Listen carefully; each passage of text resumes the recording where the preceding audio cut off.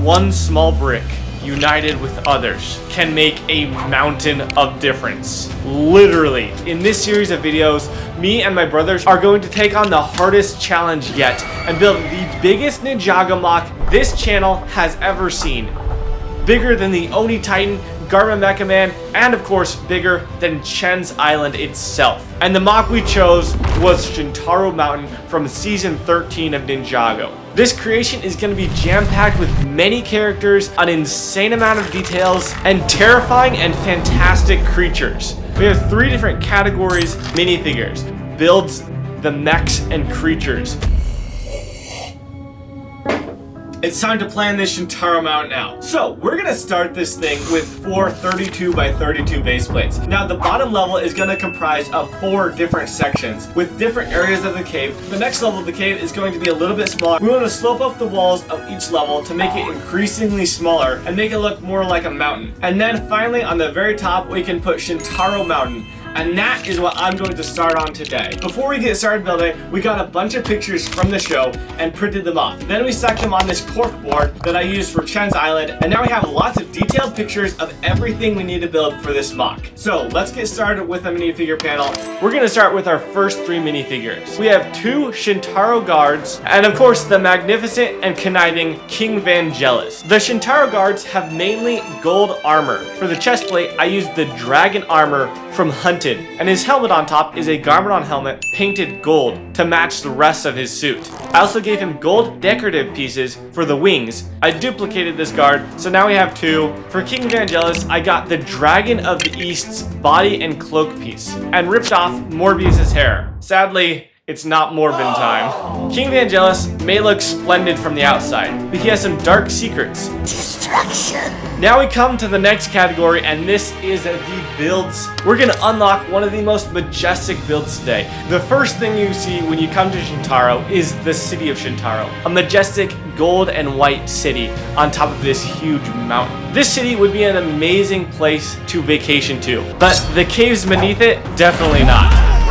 I started by plotting out how big I wanted the base of this city to be. Then I built up a brick with jagged rocks going along the rim of this base plate. On top of that, I laid down plastic green grass and was able to incorporate a trapdoor system into it.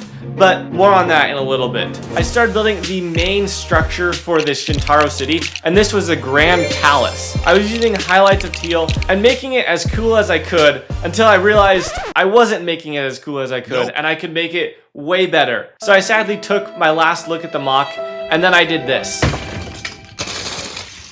What would really make it better is to just put the trapdoor in the middle, which means the whole palace is kind of in the middle, and that's what we're gonna do. I moved the trapdoor more to the middle of the platform. I covered this floor mainly with dark blue, and added a couple blue pieces for decoration. A lot of this city is very rounded. The walls were built up white, and I used hinge pieces to make it curve around to the front, where I made a blue archway for the door. This blue actually came out in the 2004 Knight's Kingdom Castle, and it's more of a royal blue. I added 6 windows to this first floor with golden arches above the windows, and made lantern pieces using transparent fluorescent barrels. Above the door, I added a golden roof with light blue highlights jutting out. On top of this first floor, I added golden ingots all the way around to really make that curved shape stand out. The second floor is still technically the same room. I just set it in a couple studs from the first floor. This floor used the same technique with the rounded walls. I added 6 more windows and 6 more lanterns. I got one of these long gold wiggly pieces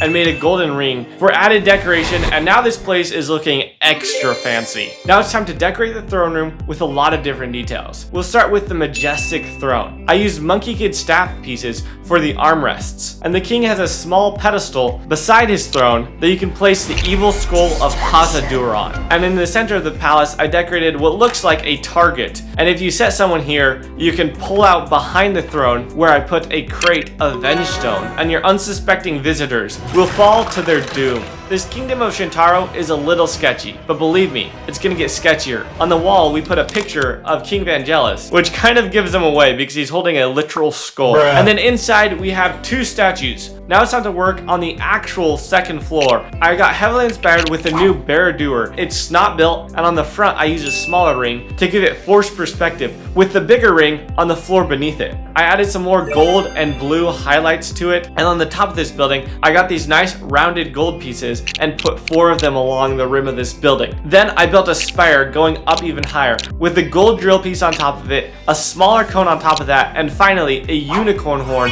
on the very top. On the outside, I added 2 smaller white towers with gold decorations on the top, one on each side of this building. On the inside, I made Princess Vanya's bedroom. The bed itself is teal, and I was able to add some bookcases on the walls. Now that this palace was done, we needed to make a courtyard around the front. I started by making a walkway going out the front door with a bridge going over a small stream I made. And of course, I had to add golden railing around the bridge to make it look even fancier. I planted some small pine trees along the front of the palace, and also planted a beautiful garden of yellow flowers and some dark green fern pieces, which I absolutely love. I also built up 2 smaller towers using these big bathtub pieces. I was able to add 4 windows to this spire, and on the very top, for some ornate detail, I got a gold wagon wheel. Then I put on a majestic flag that could blow in the wind, and hit copy and paste and duplicated this tower. Now it's time for the last tower. I built up some rock and added some vegetation to the top of it. I also grabbed a gold jail piece and put some light gray outlining along it. Then I slid a light brick into the back of it. Now it can glow red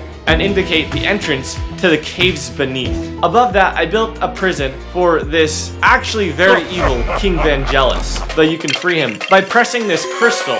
And if you'll notice, is the same color as Overlord from Crystallized, who frees him in the show. And above that, finally, we have a pedestal with the fake Amulet of Storm. And finally, on top of this tower, we rounded it off, and I used a golden dish piece. So once I was basically complete with the Shintaro Mountain, my brother Anthony came up to me and was like, it doesn't have the cardboard cutouts of the ninja. How could I have been a fan of Ninjago and forgotten all about these classic cardboard cutouts that Princess Vanya and Master Wu make as disguises? So I went to my computer really fast and made some very cheap looking stickers. Then I printed them out with my printer, cut them out, glued them on some stickers, and here we have them. And honestly, they don't look the greatest, but they work.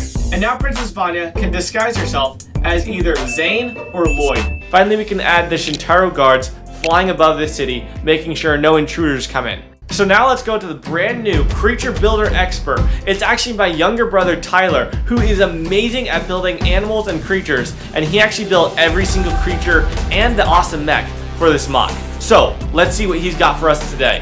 What's up guys, I'm Tyler, and I'm going to be building all the creatures and monsters for this MOC. For the first one, we're going to be starting with the greatest of all time, Chompy. He looks so adorable in the show, except I don't know if I'll be able to make him that good out of Lego. So first of all, I have to make the head. He has a white claw for his nose. And to attach the head to the body, I use this very nice little gun piece. I made the wings by using a skeleton arm and a skeleton leg combined, and gave him 4 pudgy little legs. And now baby Chompy's done, and he looks a little weird. It's definitely not the best thing I've built out of Lego, but I hope some of the other ones are cooler. Now we can add baby Chompy to this MOC, and the Palace of Shintaro is finally complete. I'm really happy with how it turned out, even though I had to destroy the first attempt at this. And let me tell you, this is just the beginning. If you guys want to pick up the instructions for this Shintaro city, you totally can. Go to brick-legends.com, or of course to the link in the description. And you can actually get these instructions for half off from now until this date right here. So pick them up while they're fresh. Buckle in for the next 8 weeks. It's going to be a wild ride, and I cannot wait to show you some of the amazing creations we cooked up for you guys. Peace out.